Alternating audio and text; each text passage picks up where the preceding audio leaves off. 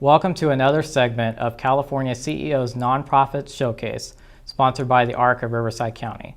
I'm Robbie Silver, Director of Communications of the ARC, and this is one in a series of videos to introduce you to special friends and advocates who have worked with our agency over the last 2 decades to improve the lives of people with intellectual and developmental disabilities.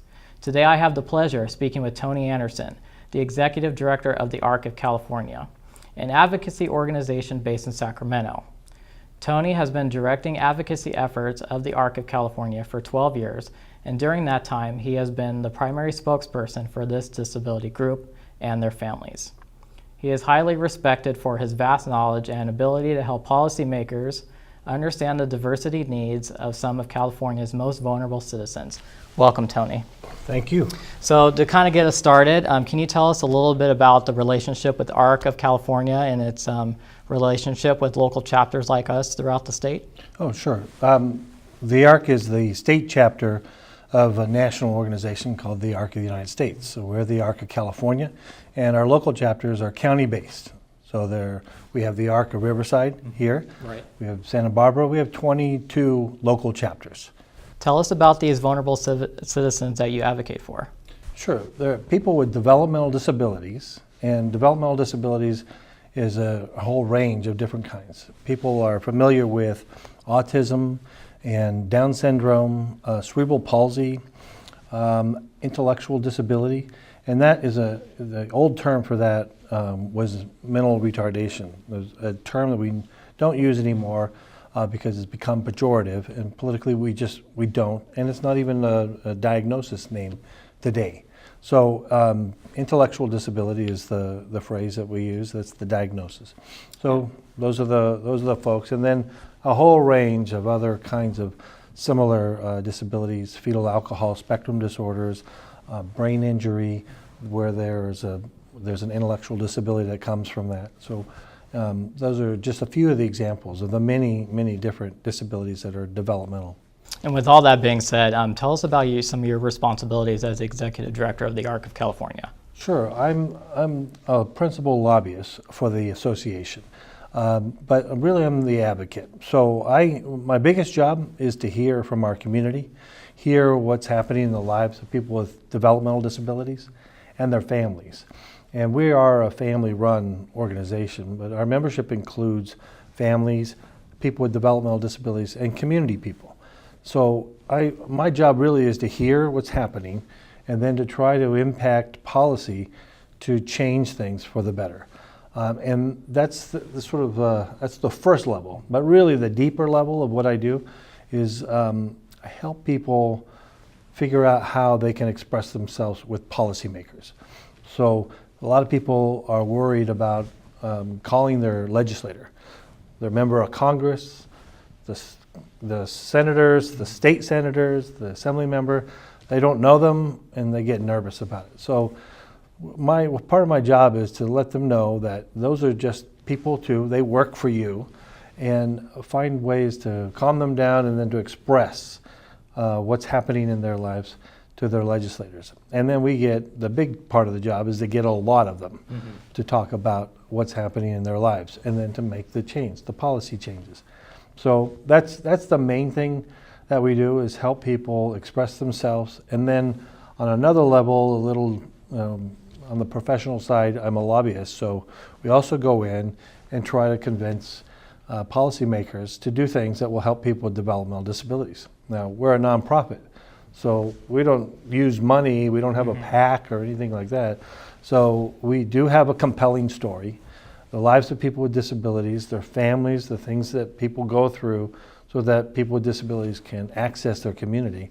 It's actually a very compelling story, and they struggle, they go through there's barriers in life that they have to overcome. So we help them, right? And that's something that legislators are interested in. They want to help their constituencies. So without using money, we bring masses of people together, and with the amount of people we have, that's where our power comes from. So it's a little different than what most people think of when they think of a lobbyist. But when we tell them we'll bring the people, we can bring the people, because people will come out and talk about what's important to them and fight for for their rights and for their civil rights and for access to their communities where they many times don't have any access at all. I'm really glad that you touched on the community focus of this organization, and from a legislative perspective, it helps, or it's a great idea when you bring out people and their passion. But tell me some about some of the major issues that are facing those with people with intellectual and developmental disabilities today. Well, we've really been struggling through pretty much about 15 years worth of neglect and major divestment in the California system from community services that support people with developmental disabilities. And we've been fighting that issue for quite some time now. We've been in a campaign for 2 years, and just a matter of weeks ago, we had a very huge victory where there was a major investment made back into this community. We lost during that period of time well over $1 billion of investment the state used to make. So you're not going to get it all back in one fell swoop, but we have a very large commitment from the state to say, okay, we will set aside, we'll put it permanently in the budget, and we will help people with developmental disabilities in ways so that they can get jobs, so that they can live at home with their families, so they can live in their own places. So the community providers that are out there, these are all local community providers. Most of them are nonprofit organizations. All of our chapters are nonprofit organizations, and they struggle to make ends meet. And they usually have to appeal to their communities to get additional money to make up for the commitment that the state used to make but doesn't anymore. So this has been their struggle. They've made up that hole for quite some time. They can't do that anymore, and many of them now are going out of business. So we told that story. People with disabilities told that story. Their families told that story. And the community providers came forward and said, we're not used to talking about our own needs, because we're talking about the needs of people with disabilities and how we'll help. But we're really struggling ourselves, and we don't think we're going to be able to survive. And many of them have been going out of business. We had about 450 group homes. These are homes where people with disabilities live together in a group, and we'd lost 450 of those homes. And then we were seeing these larger programs that help people in the daytime get some skills to work so that they can get their own jobs.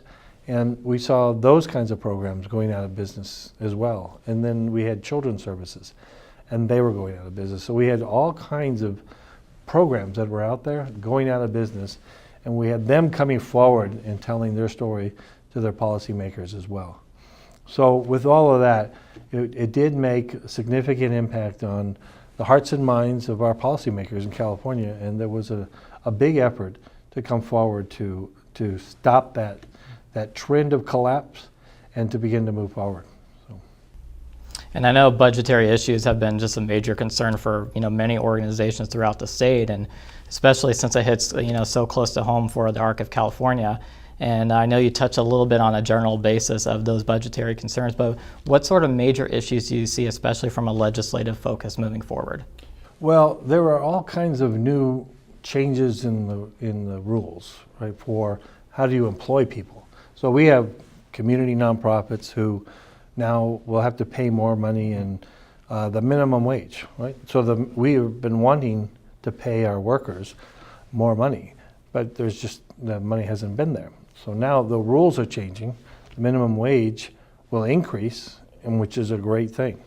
But if the state doesn't come forward to pay for that, then that would be an automatic shutdown of these programs, because they don't get to raise their cost of their product that they produce. They're stuck in a state rate. They work together with the state. Whatever the rate is, it's over. You can't increase it. So when the state changes the rules on you and increases your expenses, there's nothing you can do. You have to hope that the state will increase their rate. And many times they do, to cover most of the services or most of the new increases. That's a big worry, a big concern of our community, because they like I said, they cannot raise their rates to cover those new costs. So they're worried there. There's some details in how do you pay for the staff that the state has not been coming forward to help out, and so they have been losing quite a bit of money each time the minimum wage does increase. So there are changes there. There are changes in the way you do overtime now that are really impacting quite a few of these local community providers. And a lot of people don't know what those things are. And they're usually very good things that are happening. You want to pay for sick time. Everybody wants to cover that, and we really wanted that because we want to be able to cover and take care of the direct support professionals who are the backbone of this community system. So when those changes occur, they're very exciting and very positive. They just are very concerning if they're not funded. That's something that we have to spend a lot of time on and push back on and get the assurances from the policymakers that they'll pay for it. So, and we spend quite a bit of time doing that. So we're not a traditional trade type of association. We're not a trade lobbyist, but the community services are very important, and it turns out that the trade that they provide is critically important for the civil rights of people with disabilities. So we work on those issues very hard, and we really want to make sure that we are doing everything we can to support a whole community, a strong community of community providers. That's great info, Tony. And this is such an emotional issue that really everybody can get behind in human services. But what can self-advocates and community leaders and business leaders can do to basically help people with intellectual and developmental disabilities reach their full potential? Well, first of all, self-advocates, people with disabilities who are receiving the supports, it's all about them. So when we ask them, how's your life? We need them to be honest about it, what their real dreams are, what they really want in life. And then when things aren't going the way they're supposed to not just take it. What we have is a whole population who's been sort of trained young in life to agree and to not cause too many problems, right? So it's easy to convince people with developmental disabilities in many cases, not all cases, but it's easy to convince them to agree. And we need people to teach their young people with developmental disabilities to say no at certain times and to speak up for themselves and to begin young to do that so that as they grow older, they can self-determine what they do with their life. And it's critically important. They're abused at a much higher rate than anybody else in society, right? Sometimes 10 times more than other groups. And it happens because they're easy to convince or coerce, and we want them to stand up for their rights. And then when it comes to community systems that are in place to support them, once there's this major divestment, which happens all the time in our system, once it begins to happen, they need to be able to be the ones who say, no, you can't do this. You can't pick on this group in our society and take away from their ability to participate in the community. So the biggest thing we need from the self-advocates is we need everybody to help them learn to speak up for themselves and to establish those relationships with their policymakers, with their local city council policymakers, supervisors, and all the way up through state and national politics. Because there's a system in place, there's a commitment that society has made to support people with developmental disabilities, but it can go away. And if they don't fight for it, if they don't express what's happening to it, then it will easily begin to erode. And then we need the same from their families, because the other part is that the system is built for their families so that they can do everything they can while they're growing up to maintain their sons and daughters at home. And it can be stressful in some situations. Some of these disabilities, there are some behavioral challenges that people have. They might act up. There may be a real challenge in caring for somebody. There might be some very serious health needs that require a lot of physical attention and can be very emotional. So if we don't do enough as a system and as a society to maintain these families, then people will not be able to stay at home at an early age, and they will have to go into group homes, or they used to go into state institutions. We used to remove them from their families, but we also used to remove them from society. And we have made a commitment not to do that anymore and to support those families. But when times get tough, we start to cut back and we divest from these community systems, forgetting that when we maintain them, that it saved us quite a bit of money, because those institutions and the other services can be very costly. So maintaining people at home, making sure that people with disabilities speak up for themselves and access the community the way they want to is critically important. And you've just been a tremendous advocate and partner, over the last decade on battling many of these issues. If you can expand on how have you collaborated with the ARC of Riverside County, over your tenure with the ARC of California, and what kind of issues have you collaborated with, and really got in the trenches? Sure. The ARC of Riverside County is actually one of those example chapters, an example local chapter. This is the kind of chapter we want throughout the country, because the ARC is family run, right? So you have to have at least half of your board has to be family members, and families have to be very involved, but it also has to be centered on the self-advocate as well and their needs. But the ARC of Riverside does the things that provides quality services to meet the needs, but then does the extra. And that's really the example that we're looking for the local chapter.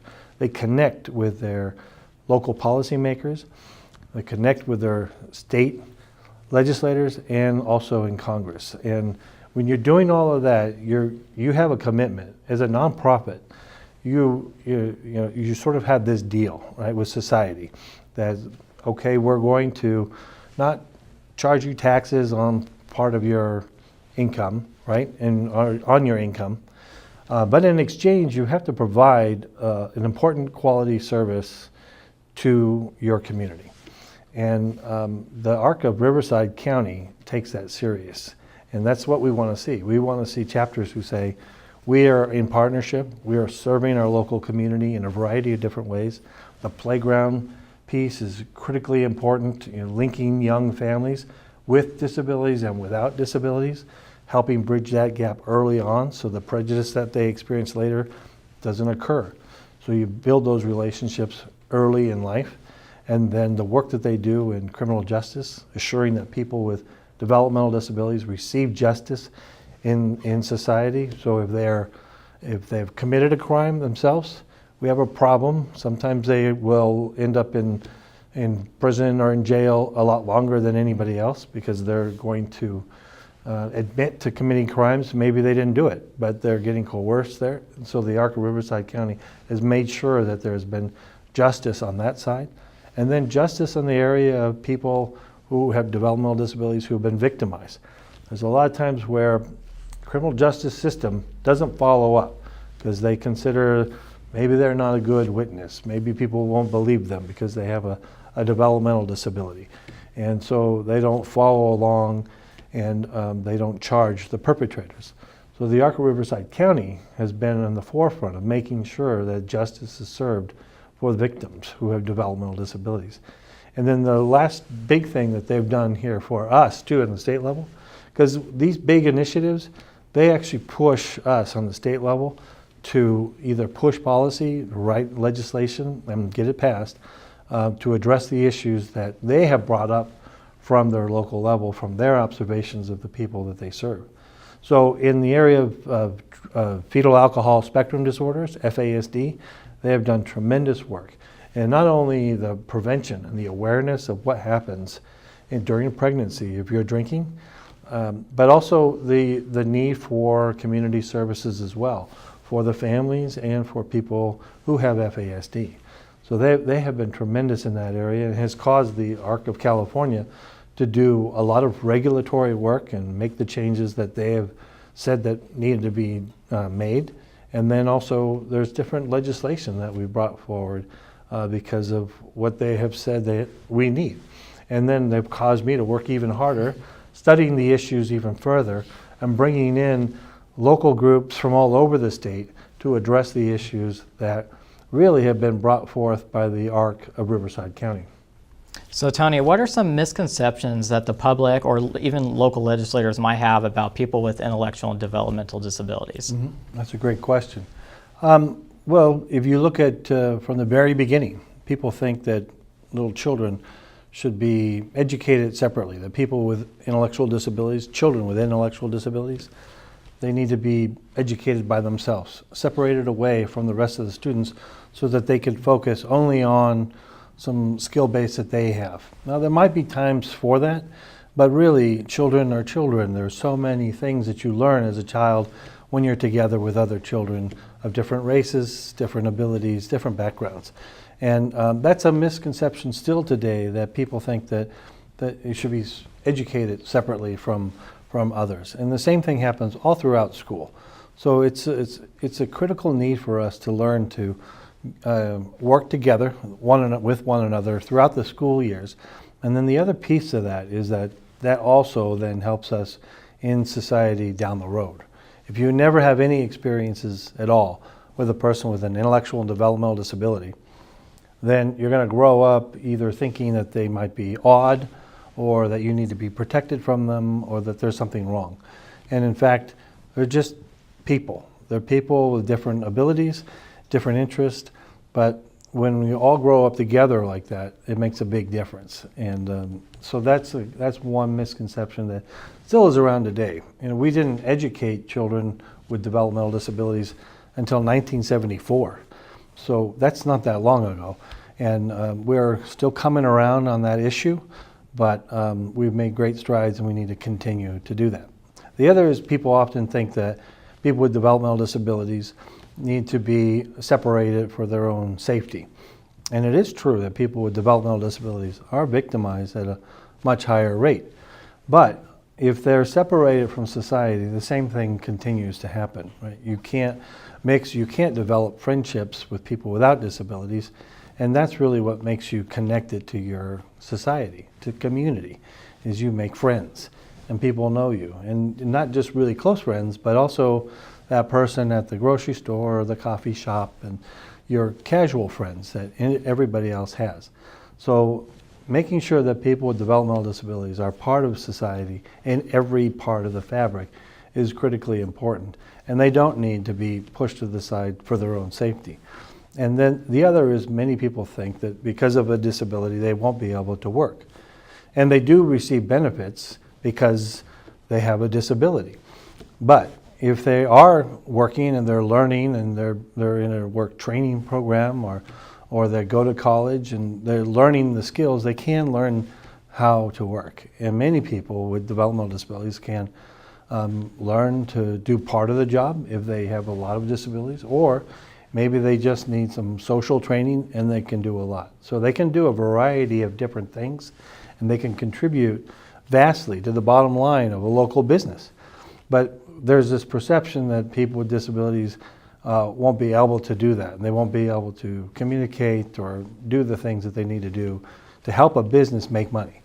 And that's just not true. We can show many, many examples of people with disabilities learning the parts of their jobs that they get really good at and become superstars in their work. So those are three areas that I think of that people with disabilities can do so much. There are people with very severe disabilities that could still do a lot more than people think. And then there are many others who, just with enough training and support ongoing, would be able to do anything that anybody else could do. So one day we'll get beyond all of those. It's a continuous struggle, but as we grow up together more, and we hang out together more, and we see people with disabilities working, then things will start to change. Thank you for sharing all that information with us, Tony. We really appreciate it. You're welcome. California CEO Magazine and today's community sponsor, the ARC of Riverside County, encourages you to support ARC of California or any of the nonprofits featured in our programs. Your generous contributions go directly toward programs that serve our community. To learn more about ARC of California or the ARC of Riverside County, visit us at arcriverside.org or call at 951-275-5344. For California CEOs Nonprofit Showcase, I'm Robbie Silver, and thank you for listening.